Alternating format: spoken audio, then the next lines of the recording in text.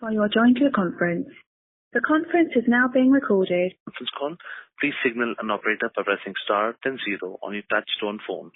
Please note that this conference is being recorded. I now hand the conference over to Mr. Vijay Lohia, Head of Investor Relations at Tata Technologies. Thank you, and over to you, Mr. Lohia. Thank you, operator. Hello, everyone, and welcome to Tata Technologies' fourth quarter of results. With me today are Mr. Warren Harris, CEO and MD, Tata Technologies, Ms. Sukanya Sadashivan, COO of Tata Technologies, and Ms. Savitha Balachandran, CFO, Tata Technologies. Our management team will give a brief overview of the company's performance, followed by a Q&A session. As you are aware, we do not provide specific revenue or earnings guidance, and anything said on the call which reflects our outlook for the future or which could be construed as a forward-looking statement must be reviewed in conjunction with the risks that the company faces. We've outlined these risks in the second slide of the quarterly investor deck available on our website. Our press release and earnings deck have been filed with the stock exchanges and are also available on our website, www.tatatechnologies.com. I hope you had a chance to look at them. Let me now turn over the call to Warren. Thank you, Vijay, and thank you everyone for joining us on today's earnings call. Let me start by reflecting on FY25 and sharing our strategic perspective on how Tata Technologies is positioning itself amid ongoing global macroeconomic volatility, including intensifying trade tensions, tariff-related disruptions, and the transformative shift driven by AI-led innovation. Despite navigating a challenging geopolitical environment marked by shifting trade alliances, rising protectionism, tightening export controls, and the ongoing reconfiguration of global supply chains, we've delivered a resilient set of results in FY25. Our full-year revenue grew by 1% year-over-year in Indian rupees. However, this headline figure masks a stronger underlying growth of 12% year-on-year when adjusted for the large VinFast project that concluded in FY24. We ended the year with a robust EBITDA margin of 18.1%, reflecting our continued operational discipline. During the year, we secured a total of 17 large deals, including one marquee engagement exceeding $500 million, 2 deals of over $50 million, one of over $20 million, and 13 in the $5 to $20 million range. These wins underscore our growing role as a trusted engineering and digital services partner across the manufacturing sector. Our customer base continued to strengthen, with 44 clients now contributing over $1 million annually, up from 41 in FY24. This growth reflects the deepening of our relationships and the increasing trust our customers are placing in us. In Q4, our services business, which accounted for 80% of our total revenue, grew by 1.1% sequentially in Indian rupees, demonstrating strong resilience in a challenging environment. In a constant currency US dollar terms, the business held steady quarter over quarter. On the other hand, our technology solutions business saw a 14% sequential contraction in Q4.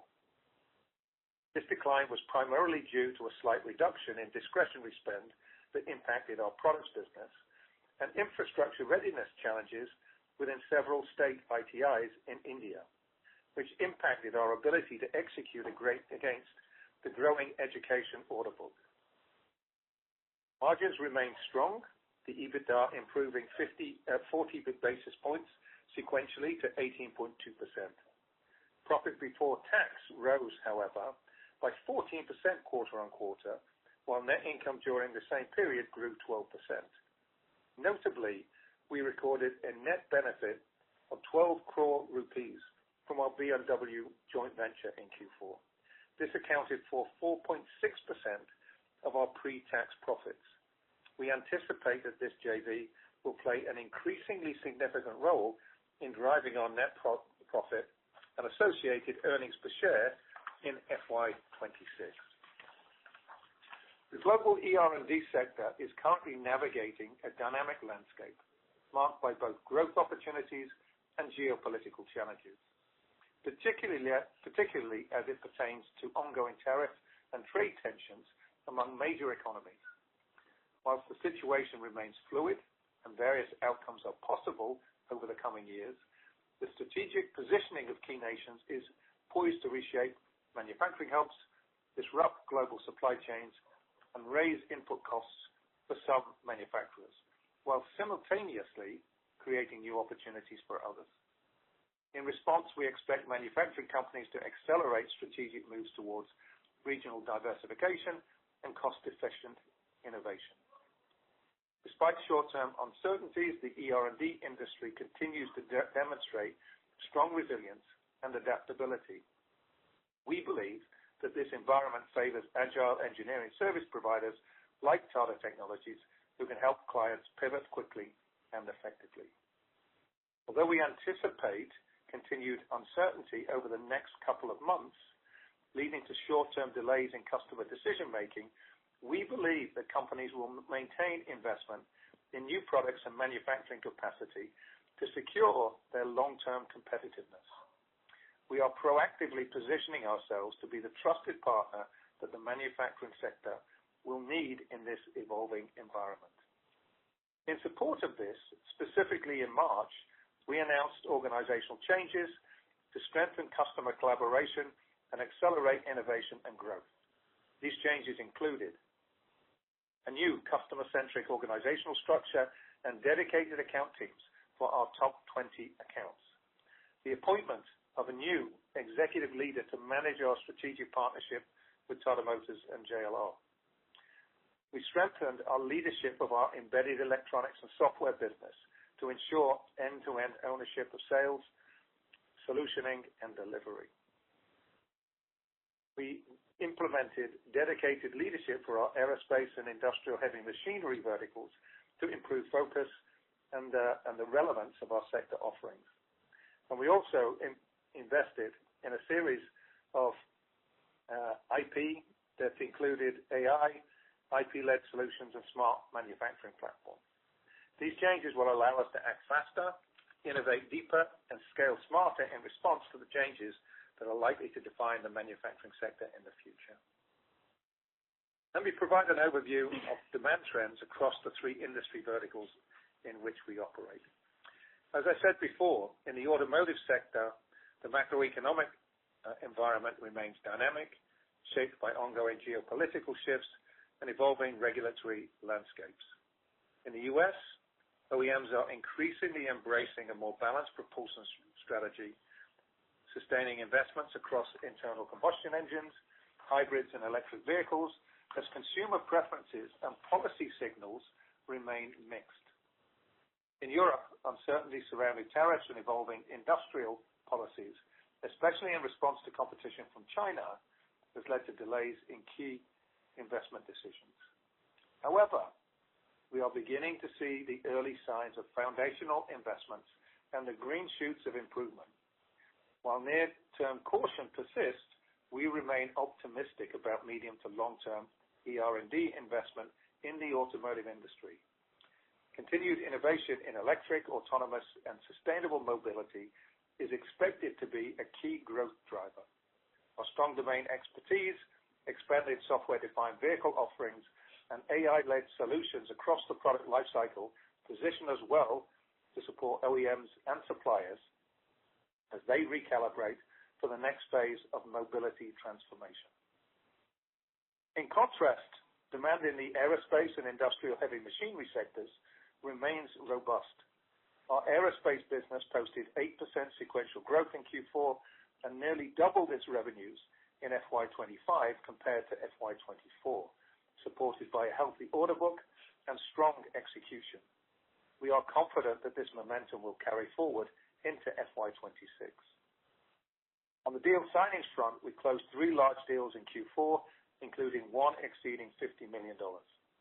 Our overall deal pipeline remains strong, and we expect conversion rates to improve once near-term market uncertainties begin to ease. Let me share a few highlights from our Q4 wins.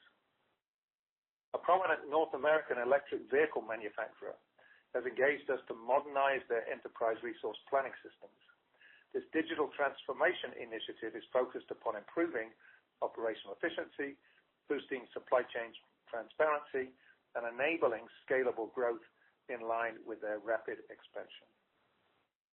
We're also collaborating with a leading global Tier 1 automotive supplier to develop advanced application software that optimizes energy flow across multiple battery packs in commercial electric vehicles. This solution enhances battery performance, reliability, and life cycle, delivering measurable efficiency gains for fleet operators. A global automotive OEM has entrusted us with establishing an offshore development center to support product engineering, embedded software, and digital enterprise solutions. We're also helping them drive significant cost optimization across product development and their IT operations. For an Asian OEM, we are leading the complete design and development of interior and exterior trims as part of a facelift vehicle program, along with managing a simultaneous engineering engagement to support speed to market. In aerospace, we were selected by a North American Tier 1 supplier to design and develop a hydraulic test bench and power pack for landing gear component testing. Additionally, we're supporting the upgrade and optimization of their product lifecycle management systems. In the education sector, we continue to scale our impact. We're partnering with the government of Uttar Pradesh to upgrade 62 ITIs across the state. We also signed an MOU with RB College of Engineering to establish a center for invention, innovation, incubation, and training, further deepening our commitment to skilling the next generation of engineers. We're proud to see the real-world impact of our investments in AI and generative AI. Since delivering our proprietary AI framework last year, we've moved decisively from experimentation to execution. Today, we're deploying AI across the product value chain, enabling solutions like predictive maintenance in manufacturing and AI-enhanced object detection in autonomous driving systems to help clients drive greater efficiency and unlock competitive advantage. A standout example of this in action is our work with a North American Tier 1 manufacturer, where we are deploying our proprietary AI framework across multiple brownfield plants. The solution is already delivering measurable outcomes, reducing scrap rates, improving uptime of legacy equipment, and accelerating overall manufacturing throughput. We remain deeply committed to embedding AI-driven intelligence across our entire services portfolio, from product engineering to manufacturing engineering and customer experience solutions. This approach is helping us not just to improve outcomes for clients, but also to redefine the future of engineering services. Tata Technologies is also evolving into an IP-driven, platform-led organization focused upon building proprietary tool sets and vertical solutions that deliver faster time to market. In the software-defined vehicle space, we're expanding our capabilities in embedded software, digital cockpit solutions, battery management, and vehicle architecture, supporting OEMs in navigating growing complexity and accelerating their product development cycles. Our partnerships reflect this strategic shift. The BMW joint venture, launched in November with an initial team of 100 professionals, is scaling faster than we expected. We're now approaching the 4-digit headcount milestone originally projected for calendar year end and anticipate continued growth throughout FY26. Our share of profit from the JV has seen a significant uplift in Q4, and we expect this momentum to continue. Moreover, our collaborations with most of our leading customers are increasingly focused on software, electrification, and digital product development, underscoring our expanding role as a transformation partner in an evolving automotive and industrial landscape. FY25 has been a pivotal year for Tata Technologies, from scaling strategic partnerships, such as our expanding relationship with BMW, to delivering engineering excellence in aerospace through programs with companies like Airbus and Air India, and advancing upstream battery design and integration capabilities with Agratas, we're consistently demonstrating our ability to create value and earn the trust of our customers. We're extremely proud to share that we've achieved our highest ever customer net promoter score in FY25, a clear reflection of the deepening confidence our customers place in us. Additionally, our work was recognized with 2 industry innovation awards, reinforcing our leadership in AI and technology-led innovation within the manufacturing sector. As we look ahead to FY26, our priorities are clear: scaling our software and AI capabilities, deepening our investments in IP and software-defined everything, and executing with precision on our strategy to become the most trusted partner for engineering and digital transformation in a world increasingly shaped by AI, software, systems thinking, and speed. With that, I'd now like to invite Savita to walk you through our financial performance for the year. Thank you, Warren. Good day, everyone, and thank you for joining us on this call today. Let me now walk you through the financial performance of the fourth quarter and the full fiscal year of 2025. Our revenue from operations for the quarter stood at 1,286 crores, reflecting a 2.4% sequential decline. This includes a sequential revenue growth of 1.1% in our services business, amounting to 1,024 crores, demonstrating resilience despite the challenging operating environment. On a US dollar constant currency terms, our services business remained flat sequentially.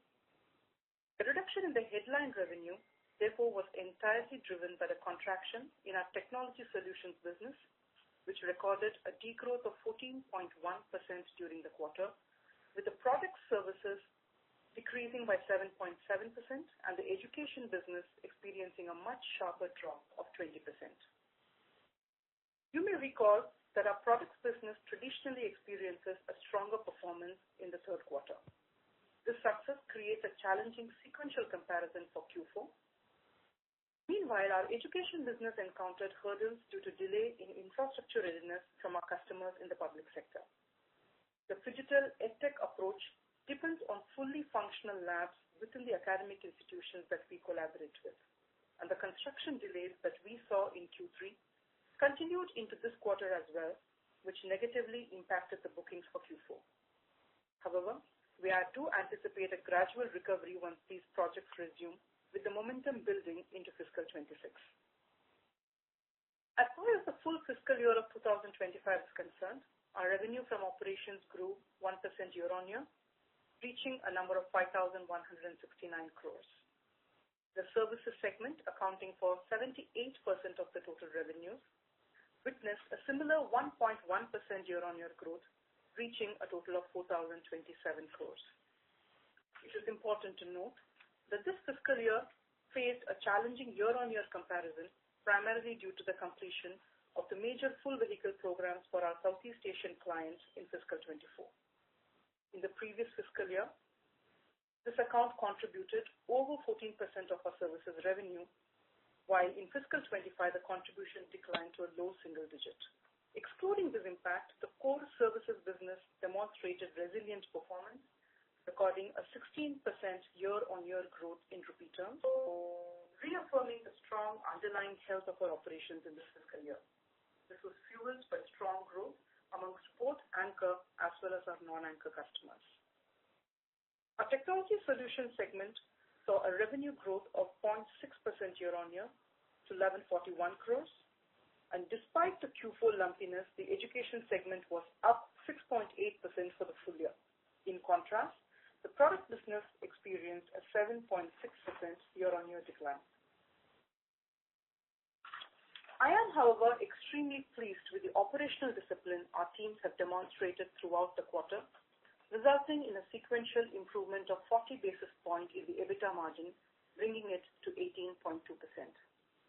This achievement was driven by a reduction in employee costs, supported by factors including an improved offshore delivery ratio, a decrease in the number of contractual employees, some favorable currency movement, as well as continued optimization of our pyramids. We concluded the year with an 18.1% EBITDA margin, fully aligned with our margin preservation objective. As we step into the next fiscal, We remain committed to maintaining strong operational rigor to drive sustainable growth and profitability. Our operating profit, or EBIT, increased by 1.1% sequentially, reaching 214 crores, and this growth was aided by a significant surge in our profit share from our joint venture with BMW, which rose sevenfold from a low base of 50 lakhs in the previous quarter when it started operations to 3.6 crores in Q4. This partnership continues to scale up steadily, aligning well with our expectations. In addition, the other income included a deferred income of 8.3 crores, reflects the fair value gain on the options relating to our investment in the company, and this deferred income, as I have said before, is a recurring element in the foreseeable future. I'd like to emphasize that this partnership represents a long-term, strategically significant deal for us and therefore an extension of our core operations, and accordingly, we represent this as part of our operating profit. We recognize an other income of 57 crores in this quarter, marking a significant increase from 27.6 crores of Q3. This sharp growth was primarily given by four factors. Interest income increased by 7.5 crores, largely attributable to the higher cash balances as well as improved yield from our investments. We had about 8.8 crores of gain from the fair value adjustment of the investments that we've made. Foreign currencies gave us about 8.1 crores compared to a loss of 2.8 crores in the previous quarter. And we also recorded an R&D expense credit of about 2.3 crores as per the applicable rules against the work that qualifies for the same. As a result, our profit before tax experienced a robust 14.1% quarter-on-quarter growth to 258 crores. In Q4, we had a net benefit of 12 crores of 4.6% of profit before tax from our joint venture with BMW. This included the 3.6 crores from share of profit as well as the 8.3 crores of the other income referenced above. Our effective tax rate increased 140 basis points sequentially to 26.8% in this quarter, leading to a 12% quarter-on-quarter increase in profit after tax that reached 189 crores. Our board has recommended a final dividend of 8.35 per share for the fiscal year 2025, representing a dividend payout of 50%. Furthermore, the board has also proposed a special dividend of 3.35 rupees per share, and both these dividend payments are subject to shareholder approvals at the upcoming annual general meeting. Our balance sheet reflects strong financial health with a solid cash position, robust liquidity, and a favorable DSO levels. At the end of the quarter, the net cash position stood at $174.7 million compared to $154.1 million at the end of Q3. We continue to maintain robust collection efficiency with the total DSO, both billed and unbilled, coming in at 81 days at the end of March, an improvement from the 90 days that we reported at the end of December. Our billed DSO improved from 63 to 54 days, while the unbilled DSO were at 27 compared with 26 days, while our free cash flow for the fiscal year 2025 stood at over 900 crores. Let me now share with you some color on the operational metrics. Our headcount was almost flat at 12,644 employees at the end of the quarter, reflecting a prudent cost control and a commitment to sustainable profitability given the current macroeconomic and geopolitical conditions. Our employee utilization levels stood at 87.5% for the quarter, a modest decline from 88% in the prior quarter. Meanwhile, our offshore revenue mix saw a sequential improvement of over 100 basis points, reaching 43% as we continue to optimize our delivery model. We saw a small uptick in the last 12 months voluntary attrition that touched a level of 13.2% from 12.9% of the previous quarter, and this comes after nearly 12 consecutive quarters of improved attrition levels. And we remain committed to enhancing our employee engagement and strengthening retention efforts moving into fiscal 2026. We also continue to prioritize strengthening of our organic talent development initiatives to address the dynamic needs of our workforce and build a robust pipeline of skilled professionals. In the last fiscal year, our in-house technical learning platform Tech Varsity achieved a remarkable milestone by delivering over 750 technical modules. These modules reached more than 9,500 unique employees, representing 75% of our workforce.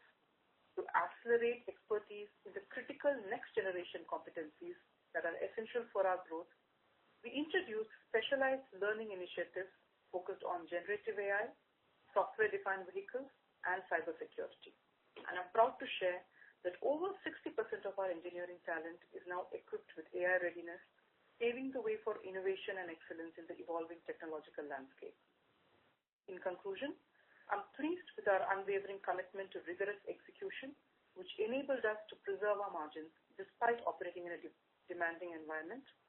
This quarter, we achieved strong profitability and a solid cash flow performance. And for fiscal 25, we sustained margins exceeding 18% for the fourth consecutive year and achieved the highest cash flows in the company's history.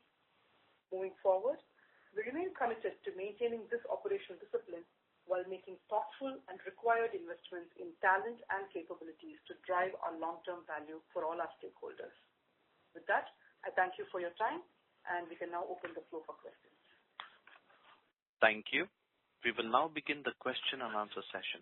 Anyone who wishes to ask a question may press star and 1 on your touch-tone telephone. If you wish to remove yourself from the question queue, you may press star and 2. Participants are requested to use handsets while asking a question. Ladies and gentlemen, we will wait for a moment while the question queue assembles. The first question comes from the line of Abhishek Kumar with JM Financial. Please go ahead. Yeah, hi. Good evening. Warren, you sounded optimistic despite the obvious challenges facing the industry. I just want to understand whether there are tangible signs that some of these global OEMs are looking at increasingly doing more offshoring. Are there any deal, RFP, etc., which we are pursuing? Just want to understand what's driving, the optimism that you share. Yeah, good to hear from you, Abhishek. The sentiment, the positive sentiment that I shared was really informed by the interactions that we're having with our customers. I think I shared in the Q3 earnings call that last year had really been impacted by the uncertainty around the administration in the United States, given the elections in November, and also the regulatory uncertainty in Europe. I think with clarity at the end of the calendar year, many of our customers that had delayed investments in new products were starting to get ready to execute, and we were very encouraged by the interactions with customers in both regions, and we're anticipating a very strong start to this fiscal year. I think the tariff announcements have certainly complicated that situation, and many of the customers that were looking to launch projects and programs in the March-April time frame have delayed the decision making. But the commitment is there, and I think what everybody's looking for right now is just certainty. And I think if we can achieve that in the next month to 6 weeks, as the trade negotiations are progressing, then I think that we will tee ourselves up for a strong finish to the half year, and we'll take momentum into the second half of the year. So that's where the sentiment is coming from. But I would just qualify those comments with, we were surprised by the tariff announcements. We may be surprised again if the negotiations do not drive the type of consistency and clarity that I think everybody's looking for. Okay, that's clear. In that context, what explains better than expected ramp up in BMW, right? That also is an OEM which is facing these issues. Logically, one would have imagined that they will also pause Any color on why you think, that JV is scaling faster than expectation? Thank you. Yeah, I think there's two reasons. I think outside of the investment that Mercedes made in India some 25 years ago, I think the German market as a whole has been slow to take advantage and to invest in the capabilities that we've got here in India. I think that is starting to change, and I think the commitment that BMW have made to the joint venture and to the partnership that we are building is a strategic commitment. It's a strategic commitment that is very central to their ambitions in both the automotive software area, the AI area, and in the enterprise digital solutions. And I think one of the things that we continue to be impressed about with BMW is they, like the Tatas, are patient capitalists. They are investing for the long term. And I think, unlike many organizations, they seem to stay the course even during very difficult economic conditions. And so I think the accelerated scale of headcount and business that we're seeing with the JV is really a testament to those things. There's one last comment. Could that be a precursor to other German OEMs taking advantage of India's scale, skill, and cost? The answer is very much a yes. I think one of the things that we are seeing from many of our German customers right now is that they are requiring a BCC component to the services that they procure. Traditionally, the majority of the work that they've outsourced has been outsourced to onshore companies in Germany. And so we're seeing opportunity both directly with customers because of that prioritization in and around BCC, but we're also seeing those onshore engineering services companies also look for an offshore play. And so we are seeing opportunity both directly with customers and also with organizations that traditionally we've competed with. Great. Thank you and good luck in the current tough environment. Thank you. Thank you. Thank you. Next question comes from the line of Chandramouli Muthiah with Goldman Sachs. Please go ahead. Hi, good evening, and thank you for taking my questions. My first question is just around, I think a couple of quarters back you had shared that there was some postponement of demand because of the uncertain macro, and the size of deals that were closing might have been smaller deals than what was originally envisioned in the pipeline.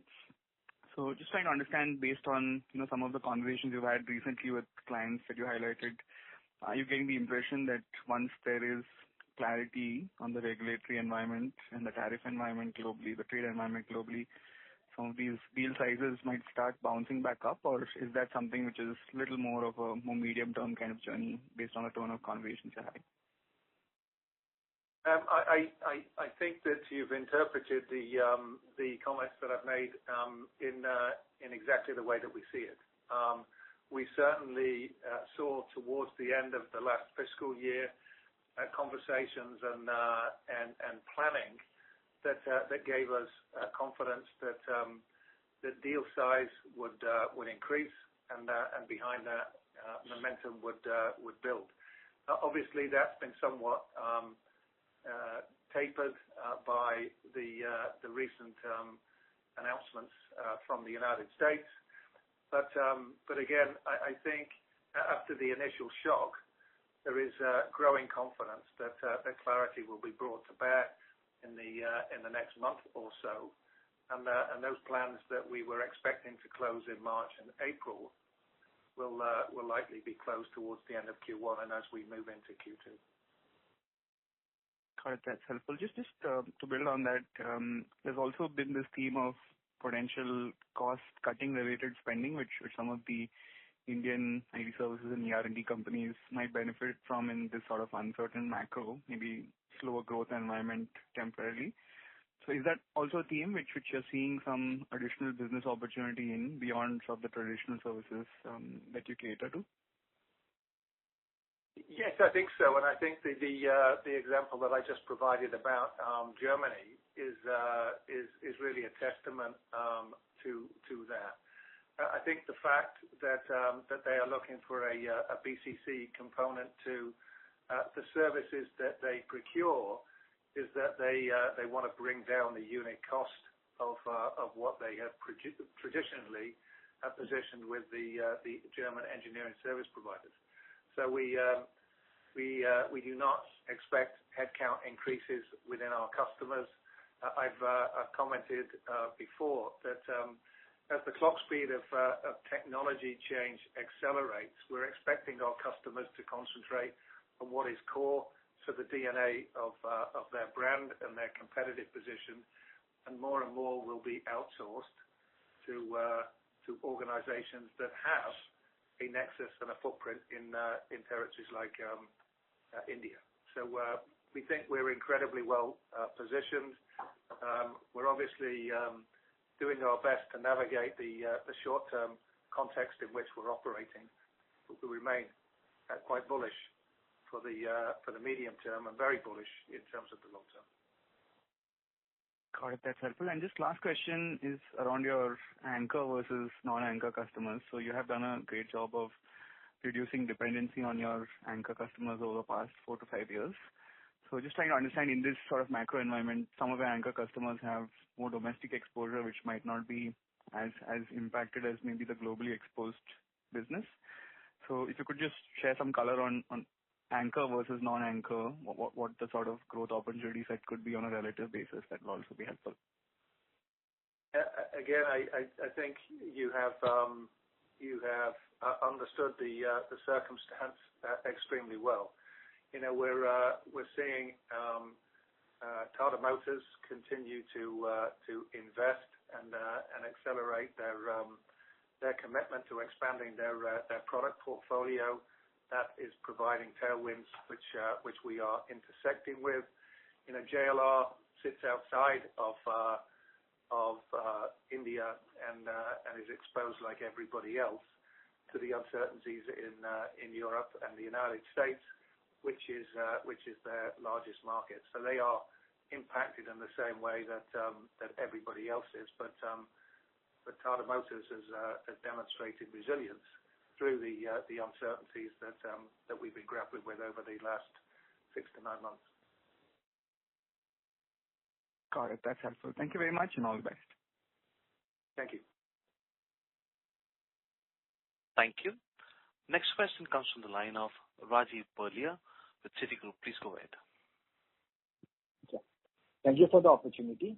Can you discuss the thoughts on demand from the aerospace vertical? And is it fair to assume that the aerospace vertical will do well versus automotive in FY26? Also, you talked about 3 large deals in 4Q. Can you tell me from which verticals are these large deals, and when will they ramp up? And will that help 1Q? Sure. If we look at aerospace, I mentioned in my opening comments that we had almost doubled the aerospace business in FY25. That reflects the growing momentum around the partnership that we've got with Airbus. But it also reflects the investments that we are making in growing the aerospace business outside of that.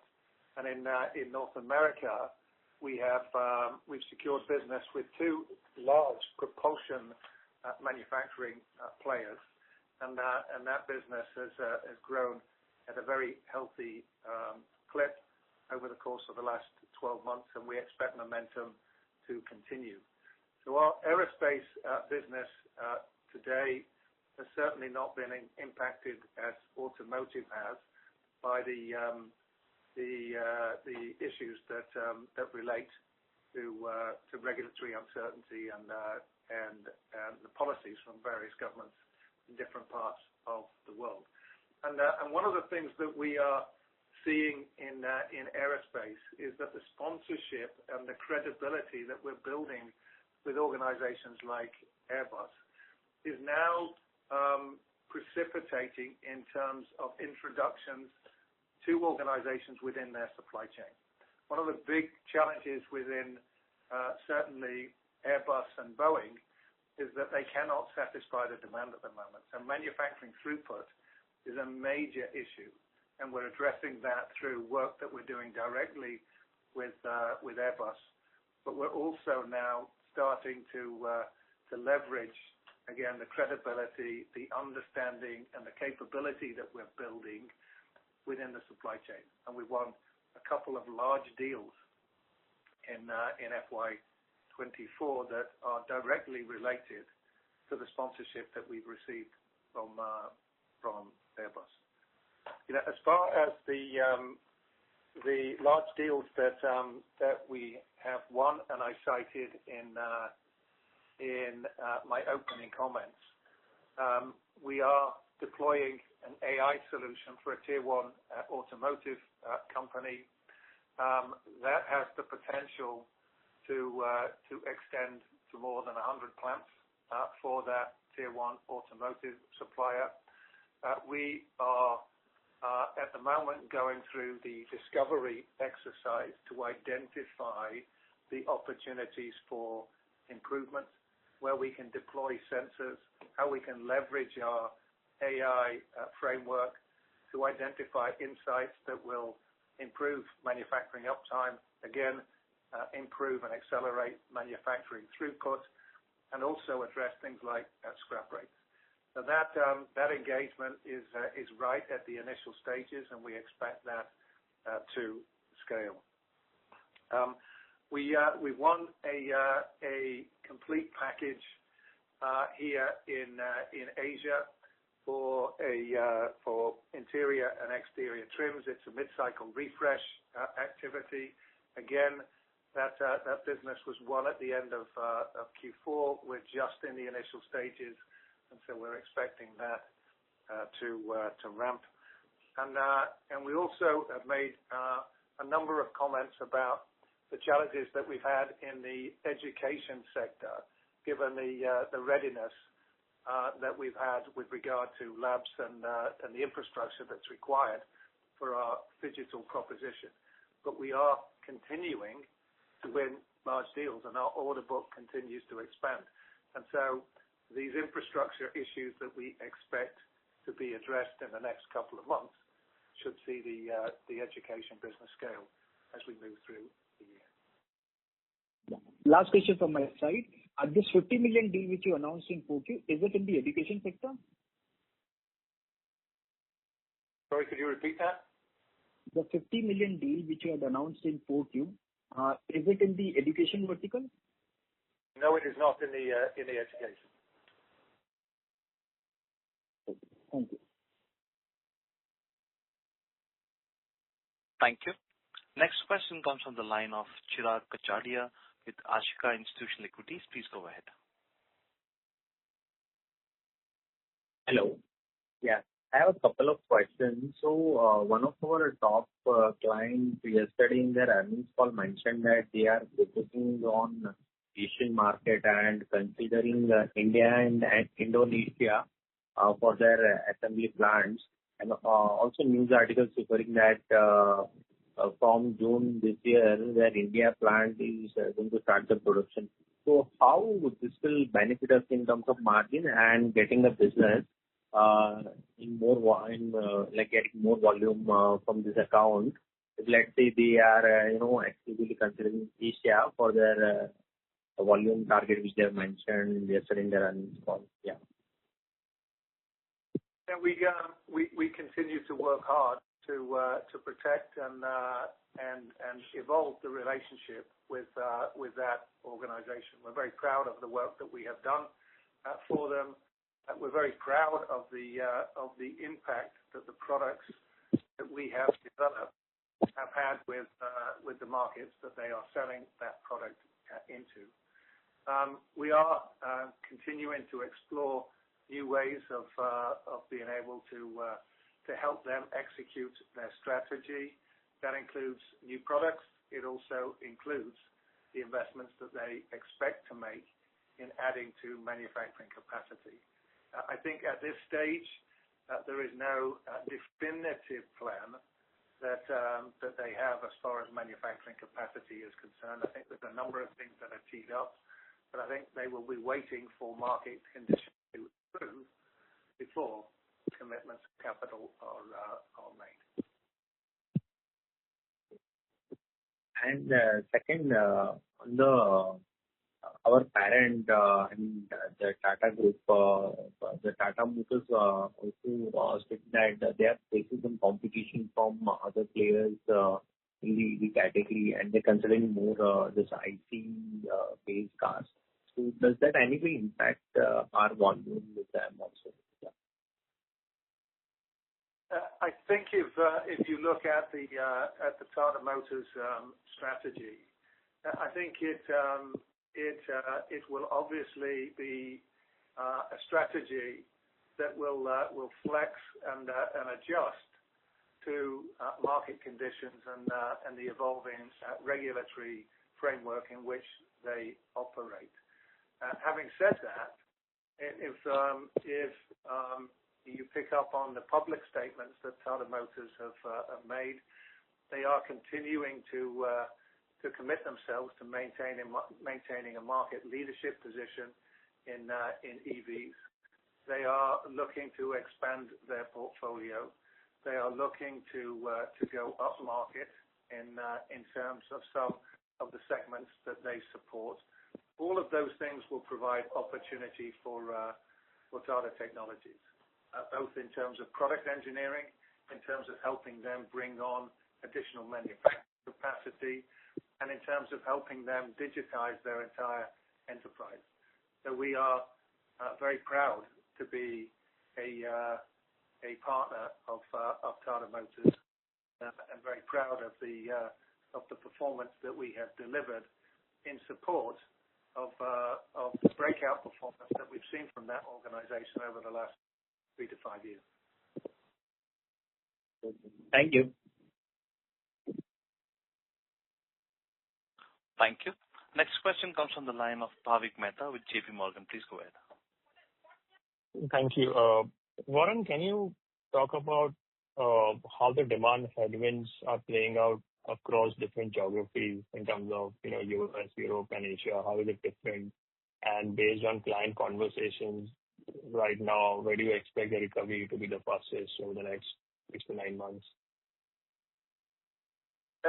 I think if we take the US first, I think that there was a fair amount of positivity in the US at the beginning of the calendar year, and the distraction that organizations like Stellantis had, given the change of chief exec last year, that was starting to settle down, and we were starting to see clarity in and around a renewed commitment to a regional approach to growing their business.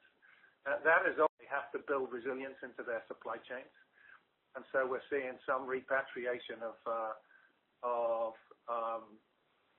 manufacturing support within supply chains as far as Europe is concerned, and we're also seeing some progress as far as incentives and the regulatory response to both the threat from China and the tariffs from the United States.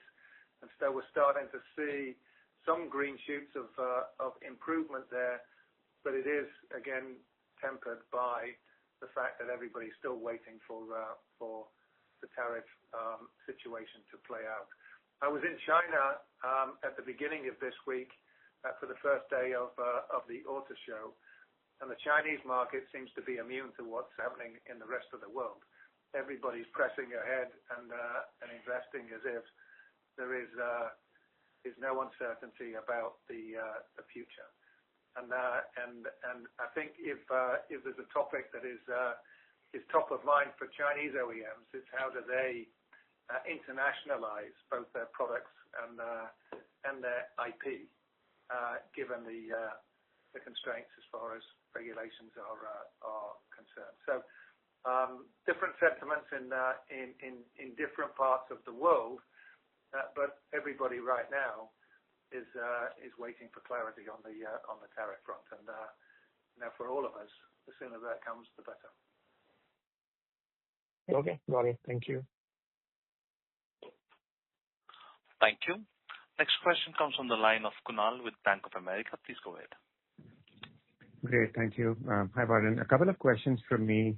The first one is, in one of the scenarios you're considering that the uncertainty comes to an end in about 6 to 8 weeks, what would be your thought process on the eventual shape of demand? Do you think it will essentially be a case of one last quarter, and then, things go back to how they were at start of the year? Or could this end in being a net new demand creation in the meanwhile, or a net negative? I think if I had to call it today, and the fact that I'm kind of qualifying that statement, I think speaks to the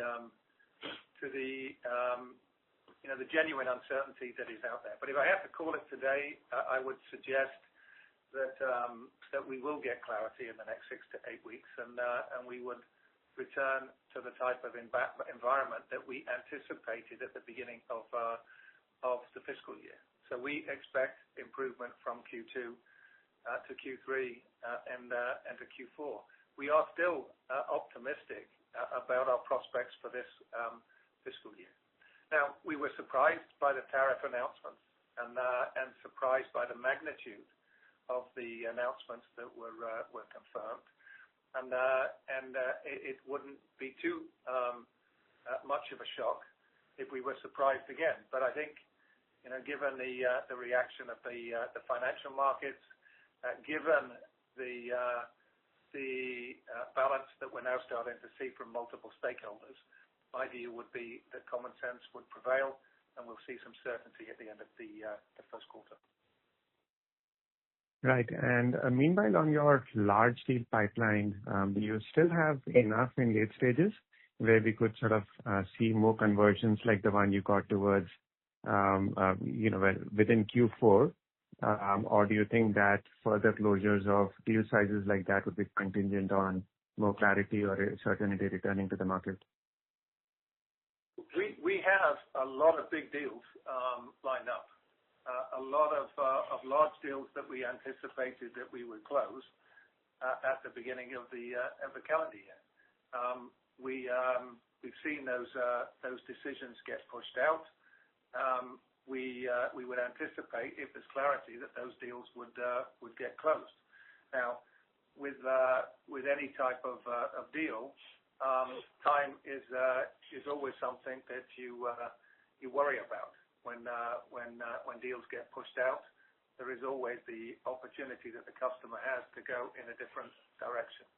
So again, we are hoping that we will get clarity in the short term, and that those deals that were teed up will get converted.